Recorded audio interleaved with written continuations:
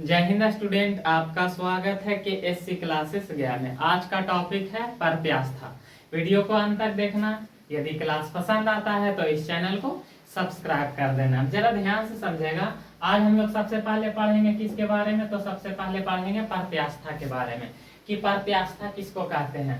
इसे एग्जाम्पल से समझाते हैं, जरा ध्यान से देखना। ये क्या है बाबू, तो ई रबड़ है और ई रबड़ पर जब बाल लगाएंगे तो देखो ये फैलेगा, और जब बाल को हटा दिए तो जैसा था वैसा हो गया ना। एक रे का कहेंगे प्रत्यास्था। क्लियर हुआ? एक बार और समझेगा। वस्तु पर बाल लगाएंगे तो वो फैलेगा, अब बाल को हटा देंगे तो वो जैसा था वैसा ही हो जाएगा। तो इसी को क्या कहते हैं? प्रत्यास्था कहते हैं। क्लियर हुआ? क्या बताएं कि वस्तु पर का लगाएंगे? बाल। अब बाल लगाएंगे तब वो का होगा, तब बाल लगाएंगे तो वो का होगा, तो वो फैलेगा। लेकिन जब बाल को क्या करेंगे, बाल को हटा देंगे तो वो जौन कंडीशन में था वही कंडीशन में आ जाएगा। मतलब ये पूर्वा अवस्था में क्या होगा, पूर्वा अवस्था में आ जाएगा, पूर्वा अवस्था में आ जाएगा। इसका मतलब वो जैसा था वैसा ही बन जाएगा। क्लियर हुआ? क्या बताएं? कोई वस्तु पर बाल लगाएंगे तो फैल जाएगा, अब बाल को हटा देंगे तो वो जैसा था वैसा ही हो जाएगा। तब उसी को कहते हैं प्रत्यास्था। अब यहाँ से एक पॉइंट जरूर याद रखना कि सबसे ज्यादा प्रत्यास्था होता है किसका, तो स्टील का। ये आपके एग्जाम में सवाल खूब पूछा जाता है, सबसे ज्यादा प्रत्यास्था किसकी होती है, तो स्टील का। क्लियर हुआ? अब उसके बाद पढ़ेंगे प्रत्यास्था सीमा। अब उसके बाद अगला टॉपिक क्या है, तो अगला टॉपिक है प्रत्यास्था सीमा। अब इसको जरा समझेगा कि प्रत्यास्था सीमा कहते हैं किसको। इसे भी एग्जाम्पल से ही समझा देते हैं प्रत्यास्था सीमा किसको कहते हैं। जरा ध्यान से देखिएगा। एकरा पर बाल लगाएंगे तो फैलेगा, अब एकरा से ज्यादा ही नहीं फैल सकता है। मतलब बताओ, एकरा से ज्यादा ना फैलेगा, एकर मतलब एकर प्रत्यास्था गुण खत्म हो गया, यही ना। बताओ, एकरा पर बाल लगाएंगे तो ही फैला, अब इतना से ज्यादा ना फैलेगा, ना फैलेगा मतलब प्रत्यास्था गुण एकर का हो गया, खत्म। तो जब प्रत्यास्था गुण खत्म हो जाएगा, समाप्त हो जाएगा, तब उसी को कहेंगे प्रत्यास्था सीमा। क्लियर हुआ? क्या बताएं कि प्रत्यास्था गुण का हो जाएगा, खत्म। प्रत्यास्था गुण का हो जाएगा, तो खत्म हो जाएगा। और प्रत्यास्था गुण जब खत्म हो जाएगा तो उसी को कहेंगे प्रत्यास्था सीमा। अब जरा समझना। बताओ, एकरा पर बाल लगाए तो फैल गया, अब बाल हटाए तो जैसा था वैसा ही कंडीशन में आ गया, उसको क्या कहेंगे? प्रत्यास्था। बाल लगाए, अब एरा से ज्यादा ना फैलेगा तो इसका का लगा प्रत्यास्था सीमा। अब बताओ, एरा से ज्यादा ना फैलेगा, एक मतलब अब एक से ज्यादा कस के बाल लगा देंगे तो ये टूट जाएगा। तो यहाँ से एक बात और याद रखना कि जब कोई वस्तु पर बाल लगाएंगे, अब बाल लगाने के बाद टूट गया तो क्या है? प्रत्यास्था सीमा। दोनों पॉइंट क्लियर हुआ कि नहीं? अब जरा ध्यान से समझेगा। अब अगला पॉइंट है, अब हम लोग पढ़ेंगे प्रतिबाल। आप क्या पढ़ेंगे? प्रतिबाल। अब ई समझेगा कि प्रतिबाल केकरा कहते हैं, प्रतिबाल किसको कहते हैं। अब बताओ, एरा पर ई पहले इस कंडीशन में था, भी फैल गया, तो ये फैला कैसे? तो जब एकरा पर बाल लगाए तबे नहीं फैला बाबू।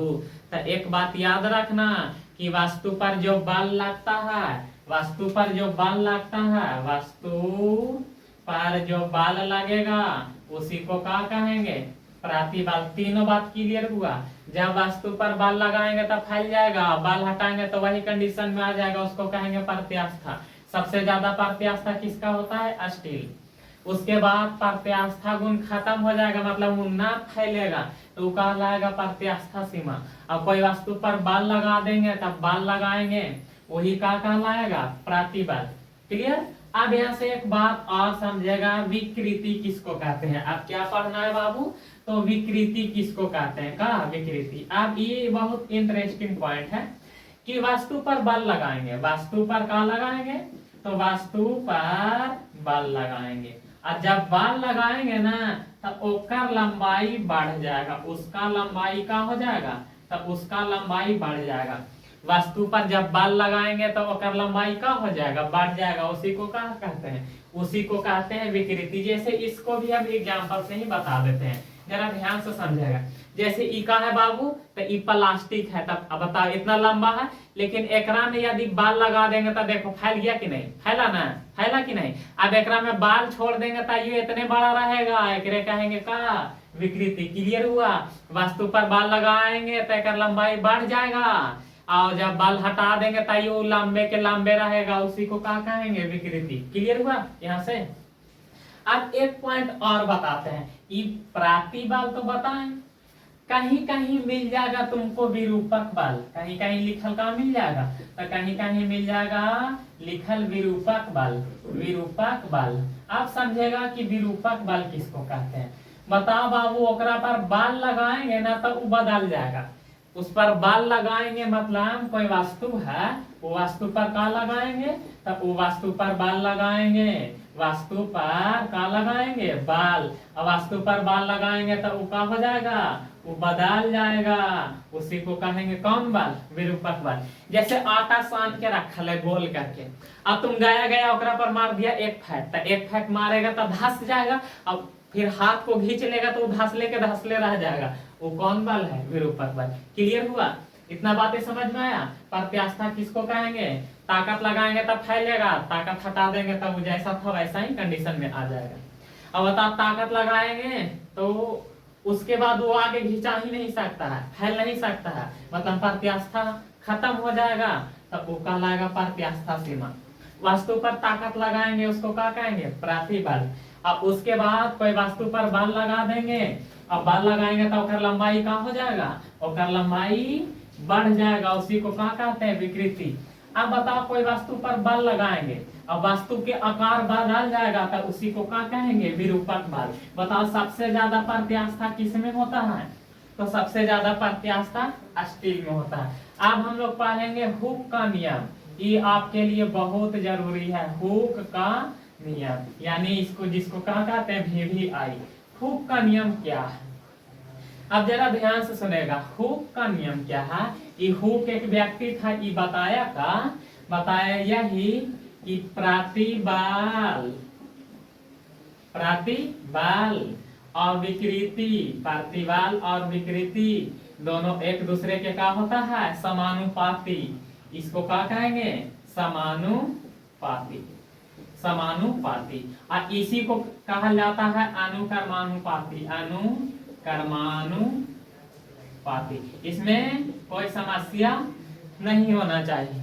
हुक क्या बताया कि प्रतिबल विकृति दोनों एक दूसरे के क्या होता है, समानुपाती। मतलब इसका मतलब जरा ध्यान से समझेगा, प्रतिबल भी समझा चुके हैं और विकृति भी समझा चुके हैं। मतलब कि यदि प्रतिबल को बढ़ा देंगे, ध्यान से समझेगा, तब विकृति भी क्या होगा, बढ़ जाएगा। उसके बाद यदि प्रतिबल को कम करेंगे तब विकृति भी क्या हो जाएगा, कम जाएगा। ये कौन है, हुक का नियम। आप समझाते हैं, जरा ध्यान से सुनेगा।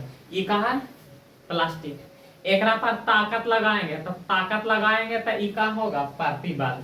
अब ताकत लगाए बाबू तो देखिए लंबा हो रहा है कि ना, मतलब जितना ताकत लगा रहे हैं तब बताओ विकृति बढ़ रहा है कि नहीं। क्लियर हुआ या नहीं। यानी प्रतिबल और विकृति एक दूसरे के समानुपाती होता है। प्रतिबल बढ़ाएंगे तो विकृति बढ़ेगा, और प्रतिबल कम करेंगे तो विकृति भी कमेगा। क्लियर। अब यहाँ से एक सवाल पूछा जाता है, कहा पूछा जाता है यही कि हुक का तराजू, हुक